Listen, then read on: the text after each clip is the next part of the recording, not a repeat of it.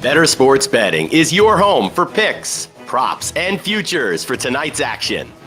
Bettor Sports Betting wants to know what picks you're playing tonight. Tell us in the live chat on YouTube, Twitter, and the Bettor Sports Network app. This is Bettor Sports Betting with Fantasy Alarm's Dan Servodidio.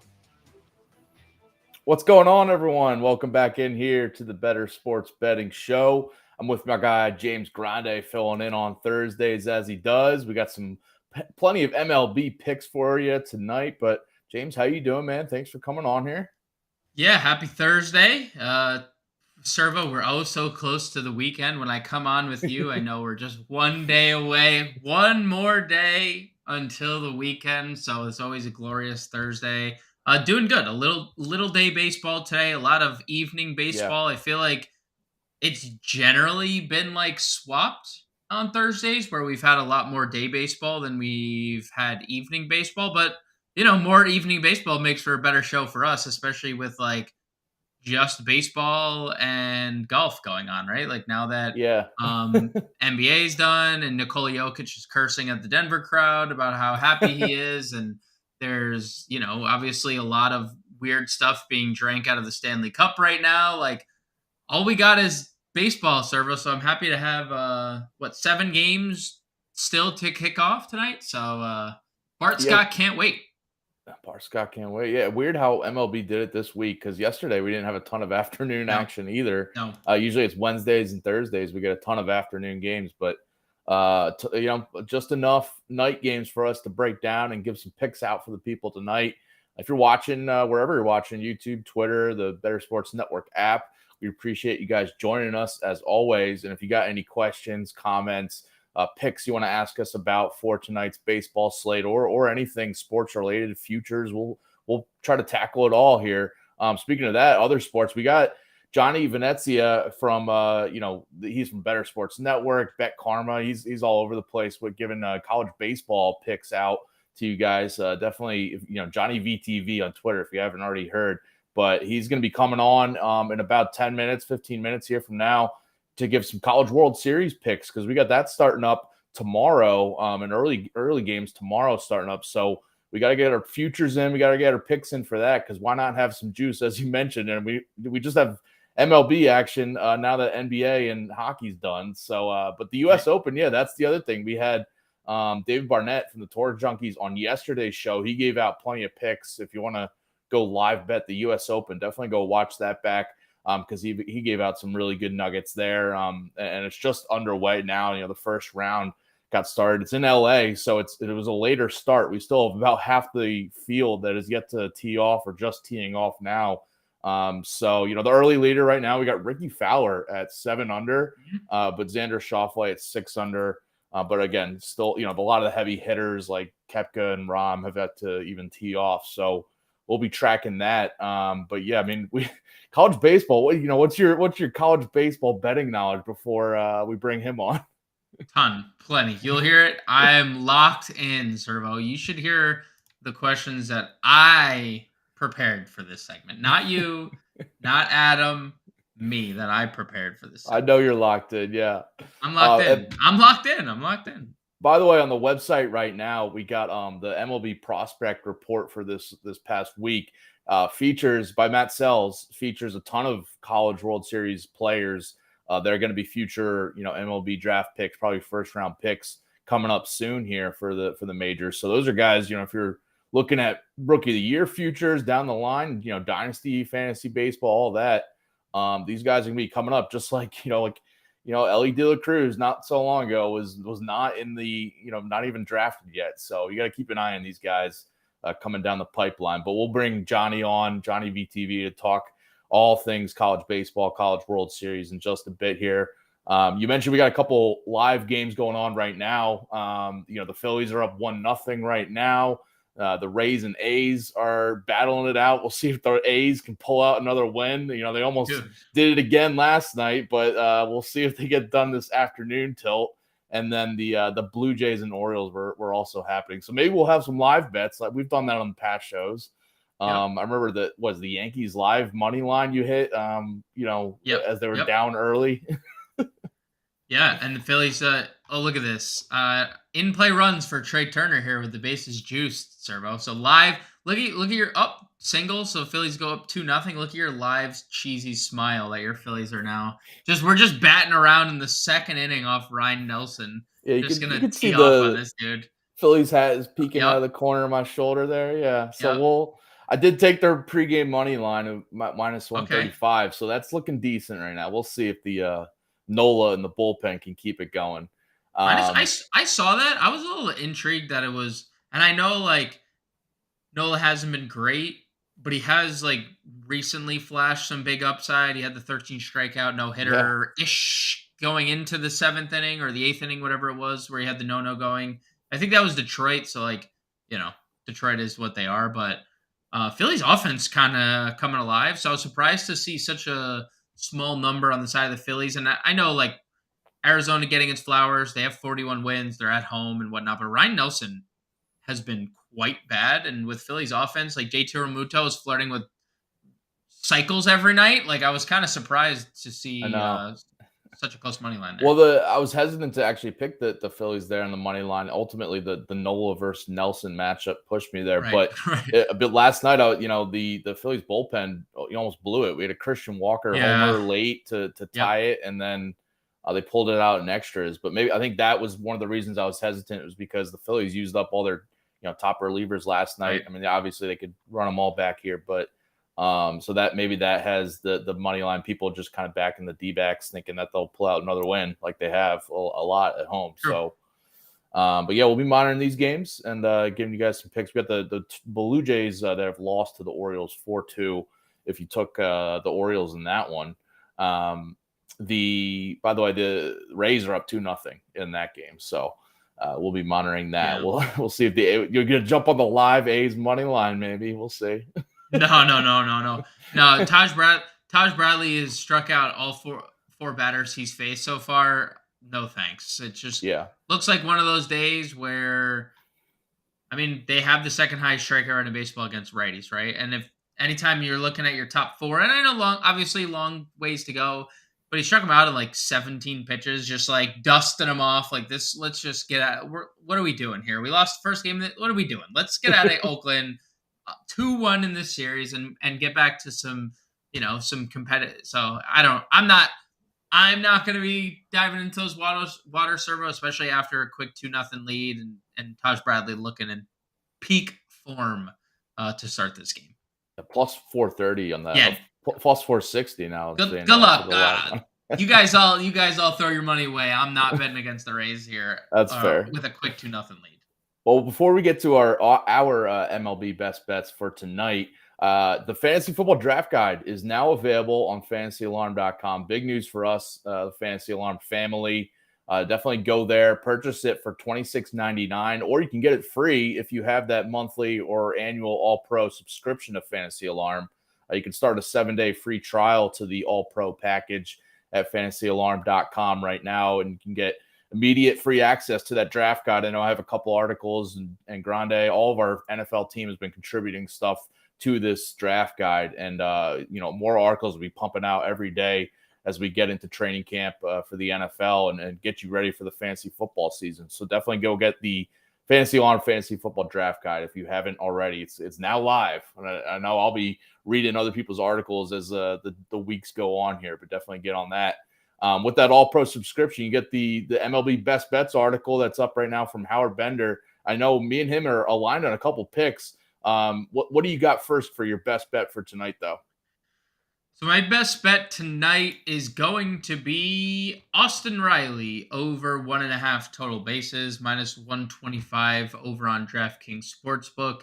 And Atlanta is going to be, I think, a lot of people's bets tonight, a lot of people's top plays in really every kind of setting, considering they're at home, good hitting environment in the summer, and they face Kyle Freeland. And it's been weird to watch Kyle Freeland this year pitch because he's been so much worse on the road. And this is a guy who literally his home ballpark is the best hitting environment in Major League Baseball.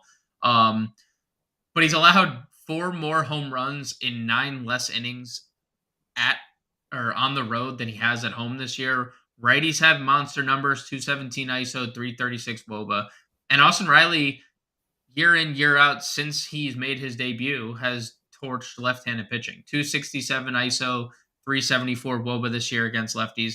Last year, 336 ISO, 452 WOBA, and obviously a bigger sample over a course of an entire season. So I love Austin Riley. Total bases, his hits, runs, RBIs I can get to, because he has one of the best home run odds on the day, and he could have easily been my pick, and I'm going to tease another Brave as my home run call tonight. But again, Kyle Freeland's just allowing a lot of power on the road for one reason or another. He's been worse away from court, so I'm gonna go Austin Riley over 1.5 total bases at -125. Yeah, and I might be backing another right-handed hitter from the Braves for one of my picks a little bit later. So I'm right there with you. Yeah, I saw you send out a tweet. If you follow James on Twitter at the Real Grande, you just tweeted out before we went live some interesting stats for Freeland allowing home runs on the road compared to at home, which is weird because his home park's Coors Field. Dude, I sometimes things like that aren't quantifiable. There's no particular reason why a pitcher should be better at Coors versus on the road. What is the stat that is makes him worse on the road? I don't know, but I'm just pointing out that we're not at home tonight. No home cooked meal for Kyle Freeland tonight, apparently, right? He has to eat out. That's maybe that's the reason. But over 2 home runs per 9 innings in 9. He's allowed 4 more home runs in 9 fewer innings. Hello. And actually, this isn't just a 1-year thing. He's been worse on the road. So maybe his mom does cook him good meals when he's home. I don't know.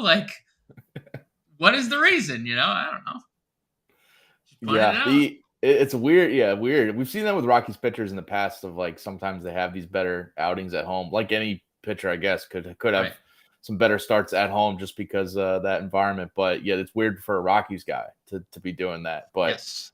Yeah, so I know you and me both will have a couple more picks on the Braves offense here, and I'm sure there'll be a popular DFS stack and DFS plays tonight. So we'll definitely get to those. My best bet for tonight, I'm going with the Tigers and Twins under in the first 5 innings, under 4.5 on FanDuel at -132.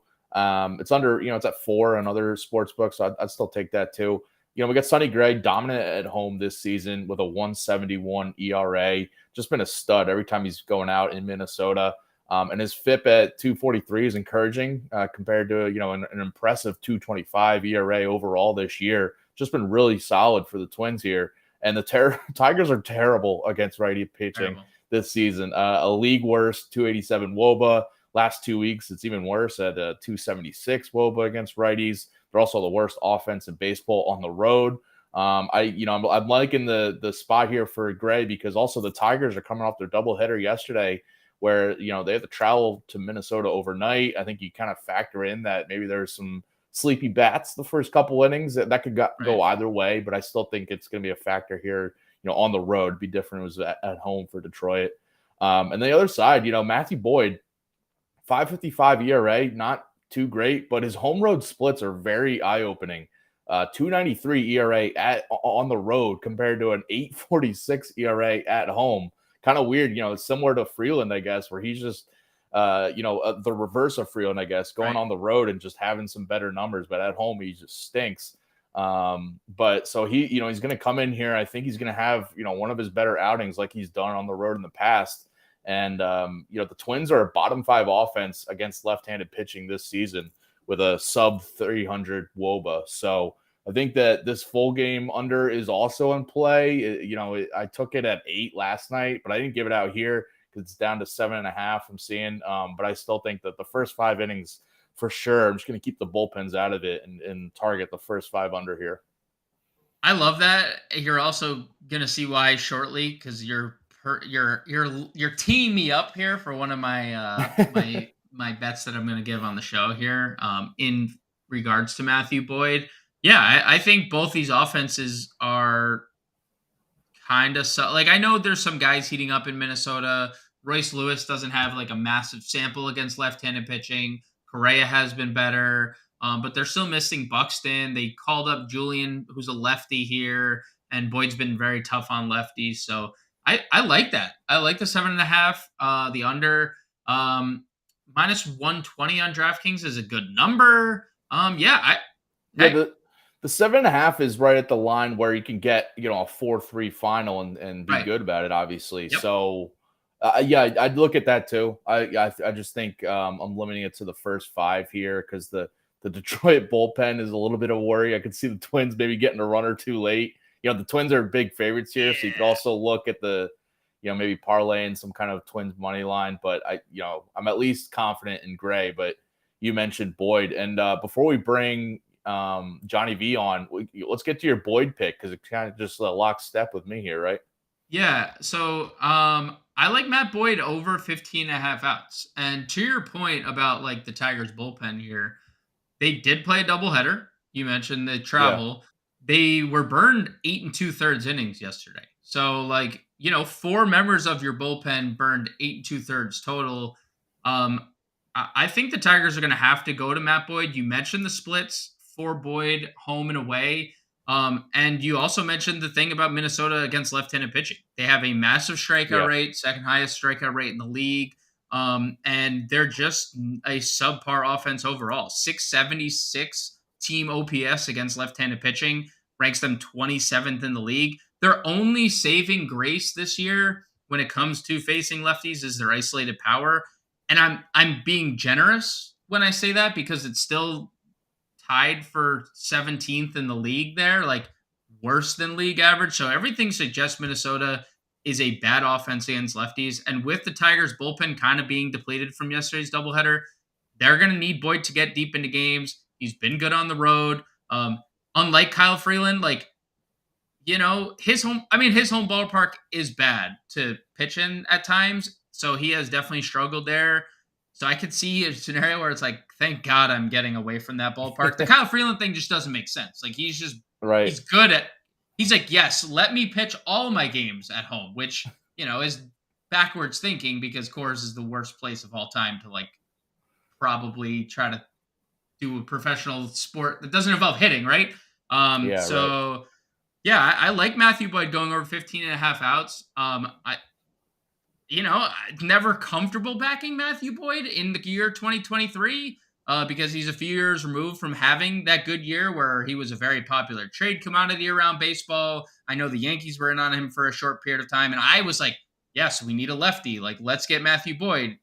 He is not that guy anymore. The meme, hey, I'm not that guy, pal, that guy in the grocery store. That's not Matt Boyd. But he's good on the road, and he gets a bad offense against left-handed pitching here. So I like Matt Boyd over 15.5 outs. I'm glad. Yeah, that helps my pick out. So some good vibes there for sure. Let's keep the good vibes rolling in here and bring in Johnny Venezia. He is the host of one of the hosts of the college baseball show here on Bettor Sports Network, the lead betting analyst for Bet Karma as well. If you follow him on Twitter at JohnnyVTV, you've seen being a guest and talking college baseball on a ton of shows lately. I've seen you're busy right now, Johnny V. This is your time to shine, right? What's up, guys? Thanks so much for having me. Yeah, man, it's been crazy. Everybody's reaching out. It's great to be a part of this time of year. It's my favorite. And, I could just talk college baseball all day. And, there's nothing more than I love talking college baseball than I actually do watching it. So it's a lot of fun, dude. I'm so excited. For sure. You're not rooting for any particular team or anything, right? I'm not sure if we can. Yeah, he's got a hat on. We can't tell if there's a favorite of yours for this tournament.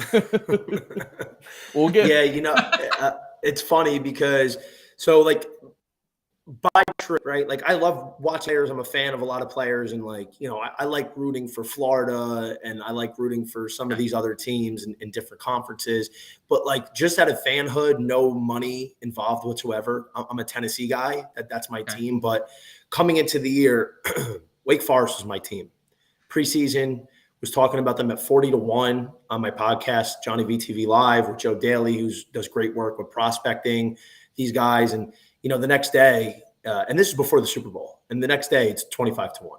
And, wow. Talked about them leading into the season and at the beginning, and I just kind of kept hitting them throughout the year. And they are my team because what they're doing now is kind of like what I saw was going to happen with just the amount of talent and depth and coaching that they have.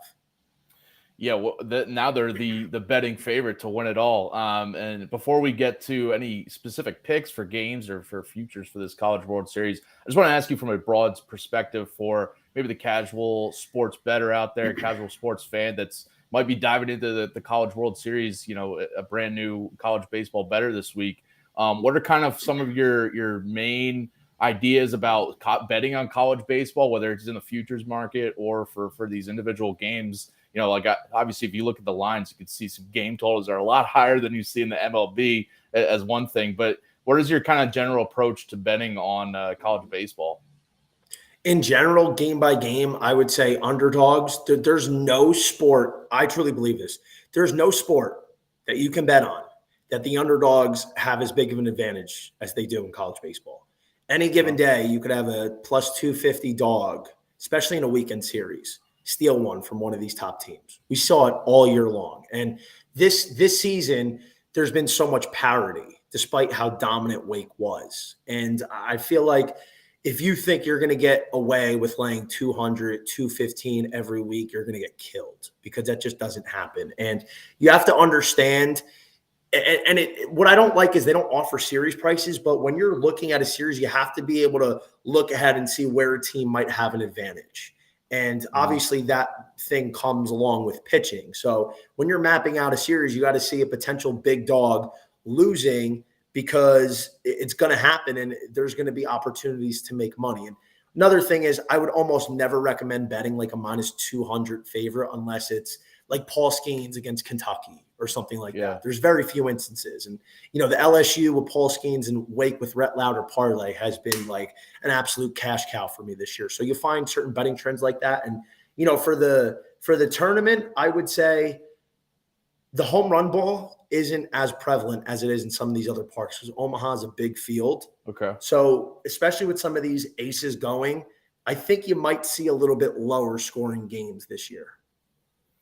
Interesting. I got to ask, you mentioned pitching. How frequent is it that guys throw 150 pitches in a college baseball game? Because that was insane. The guy from Stanford, right? Yeah. Dude, Quinn Matthews. So actually, Stanford, I've been talking about them all year. Stanford isn't a team I liked. I didn't really think they had a chance to win the College World Series. I mean, I guess we'll see. They already made it to Omaha again. But the reason was because to me, I didn't believe that they had enough pitching after Quinn Matthews. Quinn Matthews is the only time I would bet Stanford throughout the year. I would circle Stanford when Quinn Matthews would be pitching. And, I did pretty good on the year because of it. But what people don't understand is, and they just see him throw 156 pitches because this day and age, that's something that like nobody at any level really does. And they freak out over it. And I totally understand it. But at the end of the day, a lot of these people don't even know who Quinn Matthews is, let alone watched him. And that includes like ESPN, social media outlets. This guy registered 14 outings with 110 or more pitches this year. He went 100 pitches in almost every single start this season. He is a definition of a workhorse, rubber arm. I was watching a game when Stanford played UCLA later in the year. Matthews, I think, went 6 innings, maybe 7. He had like 108 pitches. Guess what? He went back out there for the next inning. And I was like, are you kidding me? They're like going to continue to do this? The answer is yes. And like Matthews is throwing 350 pitches or something insane in the last 2 weeks. But I would imagine he's the guy that they throw on Saturday against Rhett Lauder and Wake Forest. And he's their guy. And there's a reason why he's went that many pitches because they're not confident in the rest of their pitching. And their bullpen is little Jekyll and Hyde. And they know if they want to win, that's their guy. And they're going to ride him till the wheels fall off. And he's an absolute dog. And, the fact is he's not going to be a first rounder most likely. And I think that's a sin because to me, he's the best lefty in the nation. Well, you got the Wake Forest hat on there, and you've been mentioned Wake Forest a couple times. I've seen them play a couple games here, and they're just pounding teams. Their offense is obviously so legit. I mean, they're just killing teams left and right. They are the betting favorite, plus 255 on DraftKings, but, LSU, Florida, Virginia, not too far behind there. Is it Wake Forest, the team to beat here, or where are you going as like your pick to win it all, or maybe the best odds, best value to win it all here? Yeah, I mean, listen, I got to go with Wake. They've been my team all year. It's not like I just jumped on them 2 weeks ago. Yeah. Like I've been riding them since January, early February. And the fact is, I don't jump ship on my teams, especially when I have my wallet is tied to them very closely. So, I do think Wake is the team. Main reason is you'll notice a trend in Omaha. Pitching matters on that side of the ball, and Wake Forest has the best pitching front to back. They're 6, 7, 8 arms deep, and that doesn't even include the fact that they lost one of their best guys before the year started in Teddy McGraw, who was going to be a first-round pick most likely this July. So the fact that they could just plug anybody in and they get the job done is incredible. But something I have to commend is their versatility. Not just they can do everything on the field: fielding, pitching, hitting, base running, situational plays. Not even just that. They can beat you in a variety of different methods. They can win that game 5-4 against Alabama with Louder on the mound in a tight one. And I was there, and it was unbelievable. But I was like drenched in sweat. That's why I lost my voice. I was screaming the whole time. And then they come back in a closeout against a really tough Bama team, by the way, and they put on 22 runs on them. That just shows what kind of team they are. They can win the 1-0 game, or they can win 20-0. And the fact that we have that right now is so incredible, because I really can't say there's many teams in the country that can do that on a consistent basis. So we got Oral Roberts. I'm looking over at DraftKings, plus 2,200, significantly lower odds than any other team in the College Baseball World Series. Do they have any shot? I mean, I know you led with I'm answering my own question here, I guess, because you said underdogs in college baseball are the best bet to make. But do they have any shot? And if so, who of the teams with the longest odds do you think has the best shot if it's not Oral Roberts? I mean, I do think Oral Roberts has a great shot. And I took them pre-tournament at 500-1. I went on a couple places and gave them out, because the fact is, they're a nobody from Oklahoma that plays in the Summit League. And, you have to be a sicko to know who they are. And honestly, that's what I am. But the fact is, what I knew about them was they had so many pitching options, which again is key. And I think they have the third best pitching front to back behind Wake and Tennessee. Their offense is disgusting. Their center fielder, who's their superstar, who's one of the most unsung players in the nation, Jonah Cox, is riding a 47-game hitting streak. He has a hit in every single game this year except for one. Plays Gold Glove defense, stolen 30 bases this year. The kid is the real deal. And, this Oral Roberts team is so gritty. And the fact that they're still a big underdog to TCU, it just shows the lack of information and education that these bookmakers have, because they're like, oh, TCU, they've won 19 of their last 21 games, whatever. Their offense is raking. Yes, that's true. But you don't know about TCU is their pitching isn't good.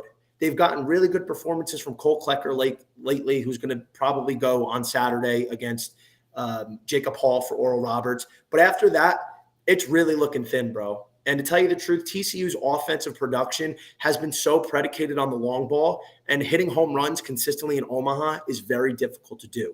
Therefore, you have to be a team that puts the ball in play a lot, gets on base, moves runners over, and can just pepper you to death with base hits. And I don't know if TCU's that team that can be stacking 3-4 hits in a row in order to score runs. And, when you look at that, it's an out-of-whack number. I think Oral Roberts probably should be favored, to tell you the truth, because everything I just mentioned points to them in favor of playing in this ballpark and playing against this opponent. And, Jacob Hall is the kind of guy that can go out and shut down a TCU offense. And TCU, in my opinion, is very much a similar carbon copy of Oregon, a really good offense with a lot of power and pitching that's very questionable. So for that, I think Oral Roberts, if they took game one, they're in really good shape. They're going to get the winner of Virginia, Florida, who we'll get to in a moment.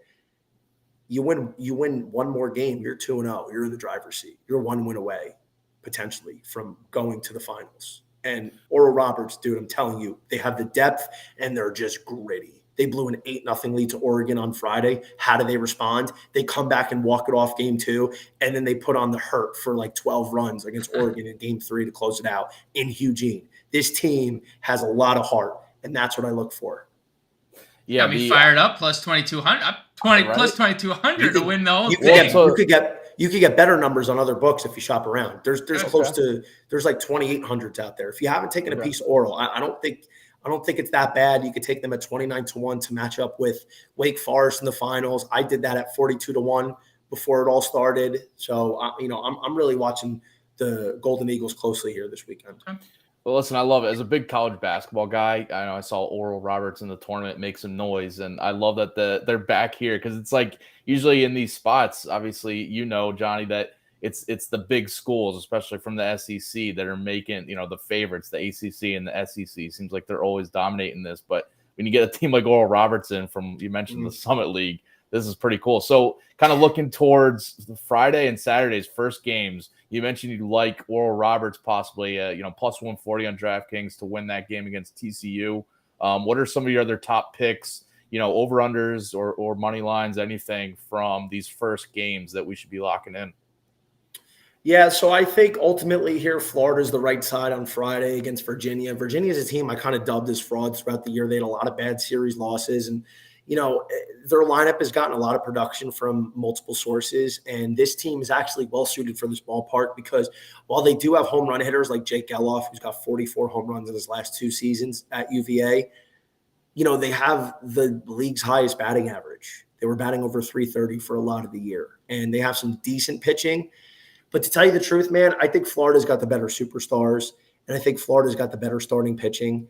The one question I had about the Gators all year was their bullpen because it's not that great. They have a solid closer in Brandon Neely, a guy who was actually a Sunday starter last year. But at the end of the day, if the Gators get what they've been getting from their starting pitching, which has been outrageous, it's hard to beat them. Brandon Sproat, he's going to go tomorrow in the first game. If he gives them 6 innings, 2 runs, I think that'll be enough to get it done because Florida's got guys like Wyatt Langford, who Greg will tell you all season, Greg Larner, my co-host on College Baseball Done Better, I've dubbed as this generation's Mike Trout. He's a 5-tool player. He's got a real shot to be the number 1 pick this year. I don't know if it's going to happen, but I think it's definitely a possibility, and it's realistic. You got Jack Caglione, who's arguably going to be the Golden Spikes winner this year, a guy who's going to be the favorite to go number 1 next year. Cade Curlin, a freshman who's played out of his mind. Josh Rivera, who's broken out as a senior at Florida at shortstop. BT Riopel, a seasoned vet behind the plate who comes up with timely hits and who's not going to pursue baseball after this season. So I think the Gators just have so much star power, and that's really where they've been shining. And they've shown a lot of resilience on their own, especially on a sweep against a really potent South Carolina team. Not going to pursue baseball? Is he just got bigger fish to fry? We're in the College World Series, buddy. What are we doing here? You know what? He's been saying, I'm not going to pursue baseball after this. And he's playing like he doesn't want to go home. This guy's coming up with key home runs and key base hits to put his team in positions to win. So, you could expect some fireworks from that guy this weekend. If the Gators are down 2-1 in the 7th inning, something like that, and Riopel's up with 2 runners on, bet your bottom dollar he's going to come through with a big double to take the lead. And this guy's just he's the definition of clutch. He's not their best player, but he's their most experienced player, and that guy's a dog. He lives for that big moment. Hell yeah. You mentioned a couple of the names already that we should be looking out for, future MLB draft picks. But if you had to kind of pick maybe your top 2 or 3 names that are definitely going to be difference makers in this College World Series, and MLB fans are going to be seeing getting drafted in the first round and maybe on an MLB roster coming up in 2 years or something, give us a couple of those names that we should just be, every time they come to the plate or if they're on the mound, just pay attention. Well, the guys that come up to the plate that you have to watch, I watch every at bat, that are going to be first round picks, top 3 picks. Dylan Cruz from LSU. Guy's lived up to expectations since he was 13 years old. Back-to-back SEC Player of the Year. Guy who might win Golden Spikes. He's one of the 3 finalists. That kid is the best college baseball player, I think, in history. He's an LSU legend right up there with Joe Burrow, Justin Jefferson, Jamar Chase. He's legit, dude. This kid's going to be a superstar at the next level. Wow, okay. Again, it's going to be Wyatt Langford from Florida. I think, he's got a higher MLB ceiling than Cruz does because he's got a little bit more power. Mm-hmm. But they're both 5-tool players. I think Langford really is this generation's Mike Trout. That kid is so special. If you watch him, he looks like him. His body type, he's a little bit smaller, but his body type, the way he plays, he's just relentless. He's got so much heart. And then pitching wise, obviously you got to check out Paul Skeens. Skeens is just the kid's out of his mind. I truly believe when Paul Skeens gets drafted, either 1 or 2 in July, I think there's a real chance he'll be on an opening day roster in 2024. Wow. He's ready right now to strike out big league hitters. Today, if you put him on a big league mound today, he will get 6-7 Ks, go 6 innings, give up 2-3 runs. He's that good. And then the other guy that I would say, because he's my favorite player, that's Chase Dollander from Tennessee. He's had an up and down year, but all the hype that Skeens has gotten this year as like the generational Strasburg 2.0, that's what Chase Dollander from Tennessee was getting coming into the year. Now, because he's had a roller coaster year, that kind of hype has ceased a little bit, and his draft stock is going to be further back to the top 10 most likely. But this is a kid who has an elite 4-pitch mix, polish and poise, and I think ultimately what you want and what he delivers, he comes up in the big moment, man. Back-to-back super regionals facing elimination. This kid was given the ball, and he delivered for his team. Against Notre Dame last year, against Southern Miss this year. That kid is a winner. He wants the ball. Both of those guys are going to be future aces of MLB staffs. I imagine between the two of them, they'll probably tally up 4 or 5 Cy Youngs. Wow, future aces. Well, Johnny, you've been a current ace for us here and in the college baseball world because you're killing it, man. Appreciate you joining us here. I mean, if you haven't already, go follow him at Johnny VTV on Twitter and follow all his stuff, Bet Karma and the College Baseball Done Better show here on Better Sports Network. If you haven't already tuned into that, you guys are killing that, and appreciate you joining here, man. Thanks so much for having me, guys. Best of luck this weekend. Let's cash some tickets. Let's get Wake and Oral to the finals so I can just put my feet back, chug like 12 espresso martinis, and not have a worry in the world. I wish there was a future where I could bet on Wake and Oral meeting in the final, right? You can. Oh, you can? I didn't see it on DraftKings. It's on FanDuel. You can. All right. Okay, I'll tune into FanDuel there. We also got to get the over on the 12 espresso martinis. We'll set that at 12. Apparently, I don't know if we're going to take. I'm not bragging. I'm not bragging, but there's been times where I've slugged like 6 espresso martinis in one sitting, and like one time out at a bar, and like I went to bed fine, and I woke up like fine. I'd be up until like 7 a.m. if I did that. I'd be up for 3 days, dude. I'd be up for 3 straight days. I'm built different. What can I say? I salute to you, dude. If I was wearing a hat, I'd give you a good cap tip right now. Johnny, before we go, I just gotta say I love the Italian flag in the background. As there's also an Italian stallion here. I gotta give you props for that. Johnny Venezia, appreciate you joining us here, man. Go follow him on Twitter at JohnnyVTV. Thanks, Johnny. Thanks a lot, guys. Appreciate it. Awesome stuff. Yeah, definitely go check his stuff out there. And let's flip gears here to tonight's MLB slate because we got tons of MLB picks we want to be giving out. We already gave out our best bets if you missed that, but we got some more picks here. What do you got else tonight as you see all the lines here for tonight's slate? Yeah, so other best bets I got Johan Oviedo of the Pittsburgh Pirates. I'm going to go over 2.5 walks here, and I'm getting plus money on it, plus 105 over on DraftKings. He faces a Cubs offense that has struggled. Undoubtedly been terrible, striking out a ton, can't hit anything, terrible. They have been until about last night when they faced, a guy making his debut. Oviedo has had issues with command specifically this year, and he's been a pretty solid pitcher overall, but he's made 6 road starts this year. We've hit the over 2.5 walks 4 times. He's struggled specifically in that category, and that's why he hasn't been able to go in deep into games.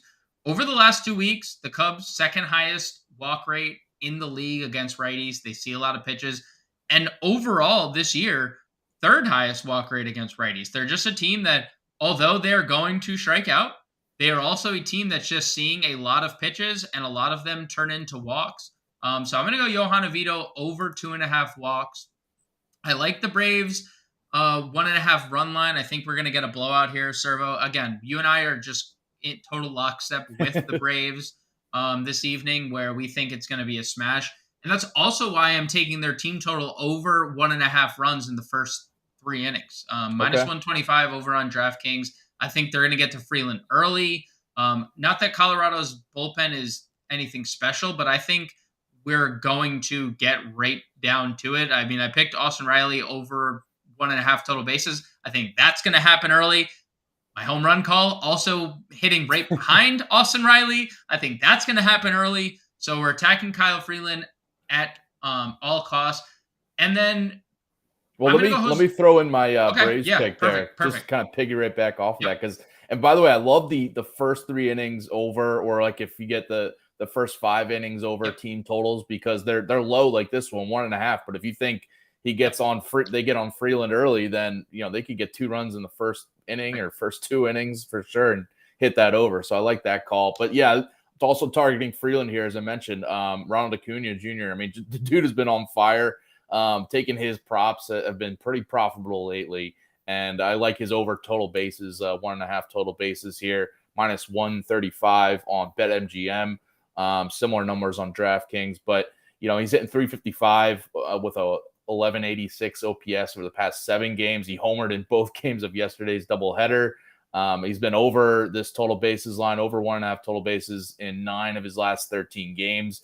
And we've been over Freeland, just struggles on the road here. And 11 of his 12 homers this year, we talked about his home runs on the road, but 11 of his 12 homers allowed have come against righty hitters. So, yeah, you like Riley. I like Acuna Jr. just to maybe both of them go deep, and we hit this over early in the first couple innings. Yeah, let's just get this out. Let's just get this out of the way. I mean, look, if the Braves just want to go I don't know if you remember the Boston Red Sox against what was his name? Chase Wright of the Yankees, when they went back to back to back to back. That was like worst moment in my Yankees fandom other than blowing a 3-0 series lead that I don't want to talk about. That maybe let's just do that for the Braves. Just start off the game. Just 4 home runs right off the rip. Let's not even and we'll just move on. Acuna home run, Albies home run, Riley home run, and then their 4th hitter, which I won't mention because I'm not going to give away my home run call yet. But little tease, little tease, yeah. We call that a tease in the business, Servo. I love. How could we not go against Ronald Acuna? Yeah, right. In any capacity, I mean, he's been the best player in baseball, flat out. Just been the best player in baseball this year. Yeah, he's on a heater right now too. So I'll take him at home here. By the way, the quick update here, we got the Phillies and the Diamondbacks tied at 4-4 in the 4th inning now. And our producer, Adam Bernard, says he's one of 11 people watching this A's game right now. I'm sure I haven't tuned into it, but I'm sure the crowd is very sparse on a midday in Oakland here. But Margot has gone deep. If you add him on the home run prop, and the Rays are up now 3-0 there for Tampa. So yeah, the A's are maybe they aren't going to win, every game the rest of the way. No, dude, first off, how dare Adam have the audacity to come at a crowd that just pulled 27,000 the other day, yelling for a reverse boycott game. For a reverse boycott, yelling at the owner. How dare you come at them? Did you see what Rob Manfred said about it, though? He said, quote, "It was great to see almost an average crowd in Oakland." Oh, boy. He didn't even mean to say it. And he didn't even, mean to say it. He just, he said what everyone's thinking. That's the commissioner just coming at your neck like that. It's brutal. Even he's getting in on the action, too, huh? I mean, I'm going to miss the A's because it's a cheap way to go see a ball game in and out. It's like an hour door to door for me. It's great. I don't know. So I'm a little the things around the move are interesting because there's nothing confirming anything specific about Las Vegas other than them getting land approved, right? There's no move. The owners haven't done anything, voted on it yet. So I'm just saying maybe we still got, some good drives in you for a few years, Adam. Maybe you still can go spend $8. They haven't built a ballpark yet, so it's where are they going to play if they move tomorrow? Where are they going to play? So well, isn't Vegas also a good place instead of moving Oakland just for expansion? If you wanted, isn't that what hockey just did, where they took the Golden Knights, and they were just like, "Hey, welcome to professional sports." And then how many years later they became champions, right? Isn't Vegas? I feel like maybe I'm just Well, the getting out of. last couple of years, we've had the Golden Knights and the WNBA with the Aces win their title. Who knows? The Raiders might be in contention this year. Yeah, I don't know if they're going to keep that one. I don't know if they're going to add to that this year. I'm just thinking Vegas feels like a good expansion spot versus like actually just picking Oakland up and moving them over there. I do know that Portland and Salt Lake City were other, if they're going to expand west, those were other cities that they were Okay. considering. So, I mean, but yeah, I agree. Like, why wouldn't you just put it? Because the thing about the Vegas Golden Knights in Vegas, that's Vegas's team. The Raiders are the Raiders. Right. The Raiders are the Raiders if they play in Minneapolis or Austin, Right. Texas. Right. You know, it's if you look at the Phoenix market, yes, they have the Diamondbacks. Yes, they have the Cardinals. No, they're not going to have the Coyotes too much longer, but the Suns are their favorite team because the Suns were their team. They expanded there in the mid-'70s, and that's always been their team. So there's something to be said about being new versus moving the A's, who have moved, from Philadelphia to Kansas City to Oakland. Right. Sure. So, yeah, they're Phillies team. Yeah. So are you officially a fan? Like, so Servo, that's your new favorite team, right? The Oakland Athletics? My dream is a Phillies versus A's World Series. That'd be awesome. Yeah, you're going to be dreaming for a long time, buddy. That's going to be a long dream. That's going to be a long dream. Another pick I got for tonight in the switching back to baseball picks for tonight. Angels Rangers over 8 runs on FanDuel. I forgot the juice here on FanDuel, but yeah, over 8. You can get it 8.5. I like that too. But over 8 on DraftKings. Sorry, -120. But you know, Ohtani versus Eovaldi on the surface, it's obviously a good pitching matchup. But kind of when you look into some other stats here, I like the over because Ohtani's a guy who struggled on the road this year, a 4.22 ERA, and at Globe Life Field, Globe Life Park in Arlington, Texas, there 5.66 career ERA. So a guy that struggled on the road there in Texas. And both the Angels and Rangers are coming into tonight. Top 5 offenses over the past 2 weeks against right-handed pitching. We know how good the Rangers have been all season, basically, against righties and just in general at home. But the Angels have been just as good or at times better. And, you know, Eovaldi could run into some trouble. He's actually, you know, kind of like reverse Freeland. Reverse Freeland. He's got a 3.38 ERA at home compared to a 1.98 ERA on the road. So a guy that's much better on the road than at home. So I think there's a spot to target the over. You know, it's lower because it's Ohtani versus Eovaldi, obviously, but I still like the over there. You could look at the first 5 over, but I'll kind of get the bullpens involved and hope for some late runs too. If it is a pitching duel early.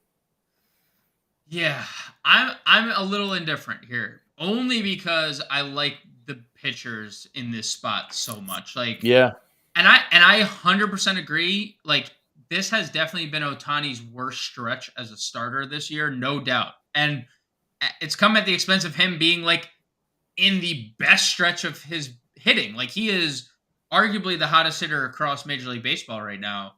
But he's definitely been worse.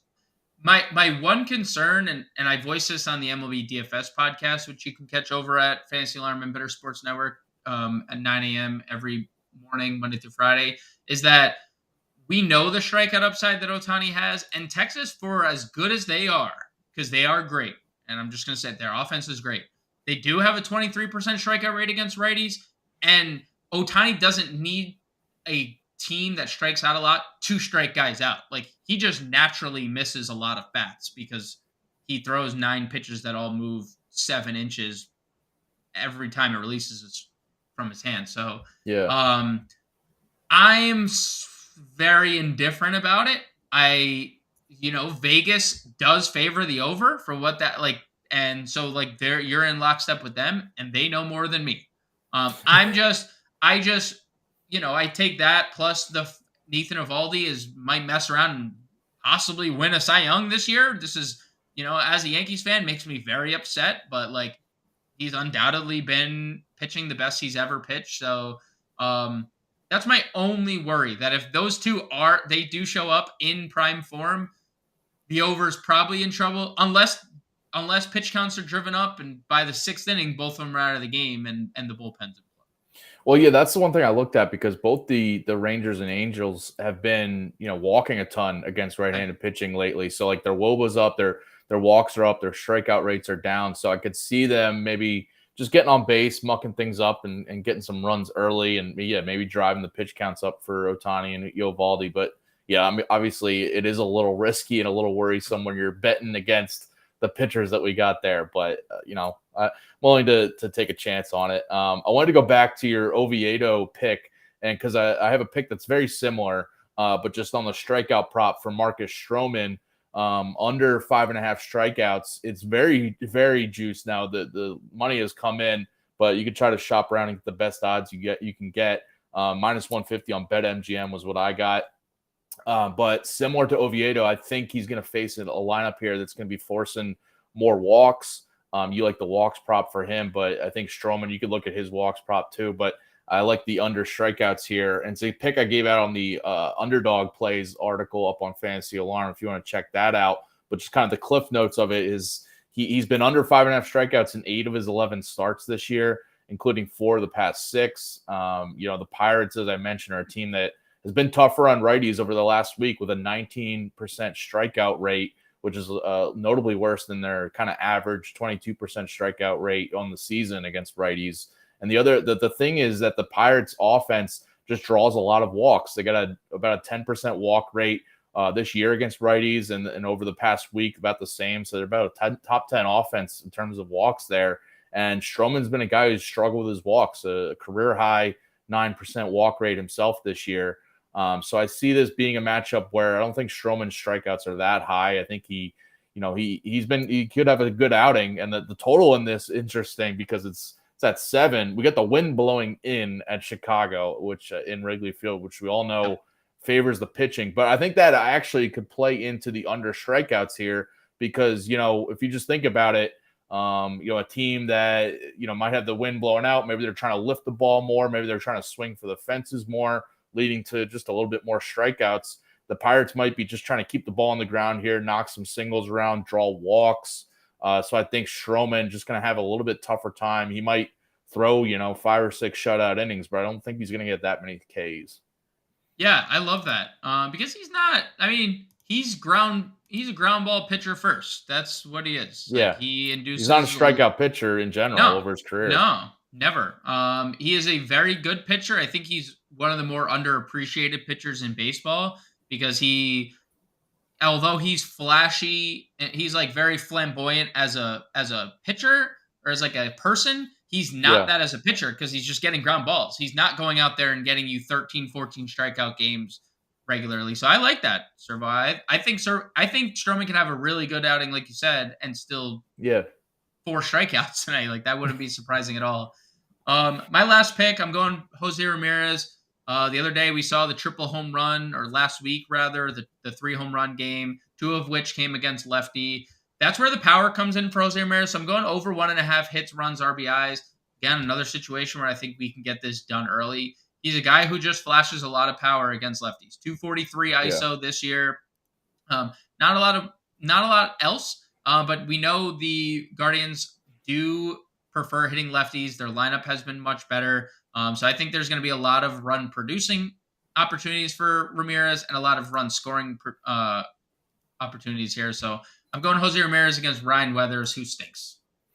I like that. Yeah, my last pick before we get to some home run calls here, the Astros on the run line. This is a pick that Howard Bender gave out on his Best Bets article, so I'm glad we're in lockstep there. But the Astros got Christian Javier on the mound, 2.67 ERA at home this season, and the Nationals are on the bad end of their splits, just a bottom 5 offense against righties compared to being a top 5 offense against lefties. So I think this is a spot where Javier can kind of limit the Nats here and get plenty of run support on the other side because the Astros, are the best offense against left-handed pitching over the past 2 weeks. And Mackenzie Gore's on the mound for the Nats, just gave up 5 runs to the Braves last outing. I think he could have a shaky start here on the road for the Nats, and the Houston bullpen kind of hold it down after Javier, gives them an early lead. Yeah, Mackenzie Gore has not been the same guy that he was to start the year. He was exactly who they wanted him to be from when they acquired him in the Soto deal, and he is kind of hitting a little rough patch. So I love the Astros tonight as well. Coming up after us, by the way, we got the MLB DFS live show with John and Pemba and James Grande. James pulling double duty tonight. I love that. And then after them, 7 p.m. Eastern, the high stakes fantasy football show with Eric Balkman of the FFPC. And then 9 p.m. Eastern, the Dynasty Nerds with Garrett Price. But yeah, right after this, keep your baseball going with the DFS playbook show with Pemba and Grande. Let's get to our home run calls before we get out of here. What do you got? I am going with Sean Murphy plus 330 over on DraftKings. I mentioned I think the Braves are going to be a very popular hotspot to bet tonight. And Murphy's raked against left-handed pitching this year, hitting fourth, 265 ISO. That ranks higher than Acuna, only behind Austin Riley and Albies and Ozuna on this team. 422 WOBA. So give me Sean Murphy, just a guy who's hit lefties this year. He did it last year, 235 ISO, just consistently showing power against left-handed pitching. Just another righty bat against righty bat. Freeland. I like that. Yep. My home run call at plus 650 on DraftKings is Nathaniel Lowe. Again targeting Ohtani here. I just think Ohtani could have some issues here, and he's had trouble keeping the ball in the yard. A career high 19% homer to fly ball ratio this season. Has allowed 11 homers over his past 8 starts, and mentioned the struggles on the road earlier. 4.22 ERA, and Lowe has 6 of his 8 homers coming at home this season, and 6 of his 8 against righties too, as he hits from the left side there. So he homered last game, sat yesterday out, but I think he gets back on there tonight. I like the price at plus 650. I like the best thing about that is you called him Nathaniel. He gets very mad at people who call him Nate. He made that name change mid-season last year, and nobody even talked about it. It's like it was just like, oh yeah, Nathaniel Lowe. We've been calling him that the whole time. Yeah, I mean, Ohtani's definitely had problems with home runs, dude. I definitely agree there. I like that call. Yeah, I'll take a shot. Well, appreciate everyone joining in here. Again, watch James coming up next on the MLB DFS live show with John and Pemba. If you aren't tuning into that, you better to get those DFS lineups in. Appreciate everyone watching here in the Better Sports Betting Show. And we'll be back tomorrow again at 4 o'clock Eastern to help you cash on Friday's bets. Thanks, everyone. Better Sports Betting on the Better Sports Network.